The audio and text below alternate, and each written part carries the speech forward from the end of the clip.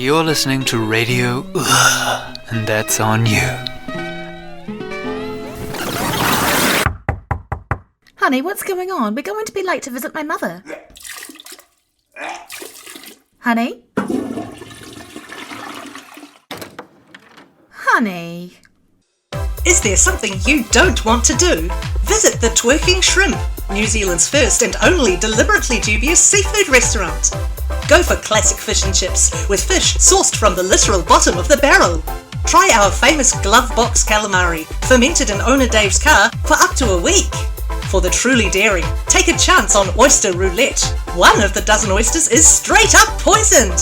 The Twerking Shrimp. Gastrointestinal distress guaranteed. Menu items may lead to serious injury or death. Consumer assurance. If you want to drink a cup of tea in the skull of an enemy, call 0800, we'll remove a skull and turn it into a teacup. Radio Ugh. And we're back. I'm your host, Anna Broadbent, and I've got a guest on the line with me who runs a very interesting business. Vivian from Vinegar Valentines is here. Welcome, Vivian. Thanks for having me. How are you doing? Absolutely terrible. Thanks for asking. Tell me a little bit more about Vinegar Valentines. Specifically, what are they? So you send Valentine's cards to people you care about, right? Or people you're interested in romantically, either Sure, or. yeah. Okay, so what do you send to people you absolutely despise? I like the idea of a flaming pile of dog poop outside their front door, but I don't have a dog, so mostly just negative vibes. Okay, so the Victorians had a more tangible, less unsanitary option. They had Vinegar Valentines, which were the exact opposite of your standard Valentine's card. You can send them to anyone, really, not just people you're romantically spurning or who have romantically spurned you. Your local MP, your estranged mother, Quinovic, people who try to sit on your husband on the bus. They're very multi-purpose, really. Right, well, so Victorians just went around sending people bitchy notes? Yeah, stylized, artistic, bitchy notes, but yeah. There was a whole moral outcry about them, but it didn't make them less popular. Nearly half the Valentines sent were vinegar in the mid-19th century. Wow, there's got to be a market for them today, right? I mean, people are still terrible. People have been terrible to each other throughout all of human history, and will continue to be. So why not give modern generations access to the greatest thing to come out of the Victorian era? Aside from, electricity and doctors washing their hands before they cut you open. I can absolutely see why you'd bring back Vinegar Valentines. They sound amazing. Yeah, they're basically a societally approved method for criticizing people's politics, or their hair, or parenting choices. There isn't really a modern equivalent. I mean, there's Twitter, but... I mean, you can delete a tweet, but you can't unsend a Vinegar Valentine without breaking into someone's house. Or the post office. That too. But yes, and my company's Vinegar Valentines are versatile. We change with the times. Right. I provide bespoke musical Vinegar Valentines, for instance. Oh, do you care to give us an example? Oh yeah, here you go. Lemon, lemon, lemon, lemon. 'Tis a lemon that I hand you, lemon, and bid you now skidoo. Because I love another, there is no chance for you. Because I love another, there is no chance for you. Skidoo. Oh my god. That was, word for word, an original Victorian Vinegar Valentine. But if you're after something a little more direct, there's always this. Fuck you. Fuck you. Fuck you.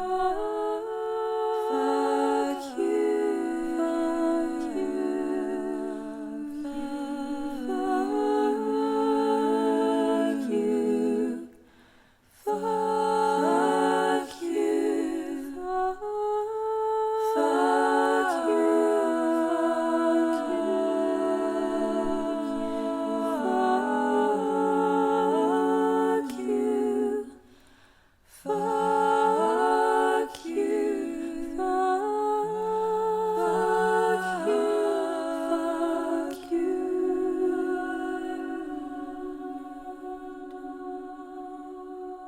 That is incredible.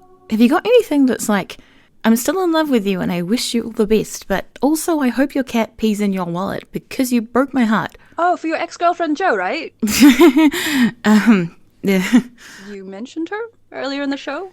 Yeah, I don't think Vinegar Valentine's going to help my chances there. Maybe not, but it could give you some So what was closure. behind the decision to start selling Vinegar Valentines?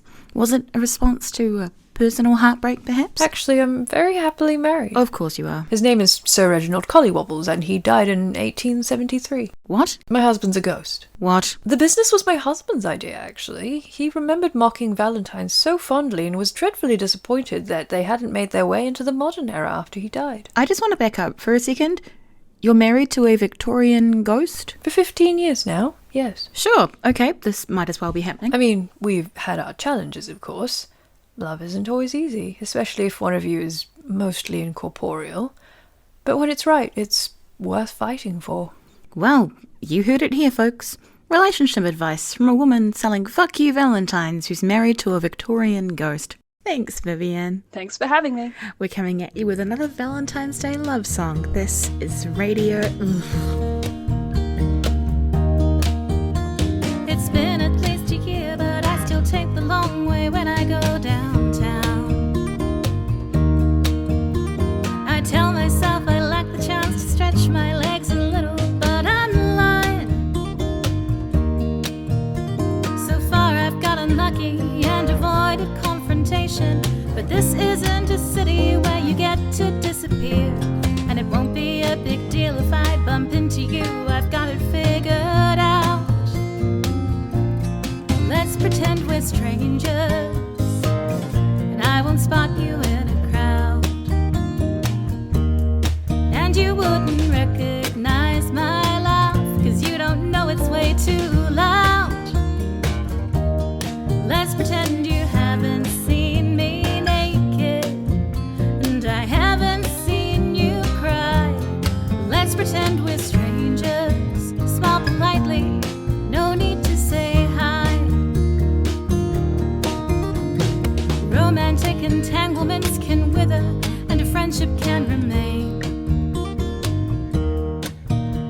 A lot of people do it quite successfully, they tell me, but not us. And secretly I wonder, how do these successful people keep on smiling while their hearts are splattered on the floor? And part of me is suspicious that they're bluffing, they don't have it figured out. So let's pretend we're strangers, and I don't know your shoe size, that I don't remember how you eat far too much ketchup with your fries. And let's pretend I haven't met your mother, and I don't still miss your cat. Let's pretend we're strangers, smile politely, nothing more than that. Let's pretend we're strangers, and let's pretend you're not a jerk, that you don't know the things I'm afraid of, or the building where I work. And let's pretend I didn't make a fool of myself and beg you to stay. Let's pretend we're strangers, smile politely, nothing more to say.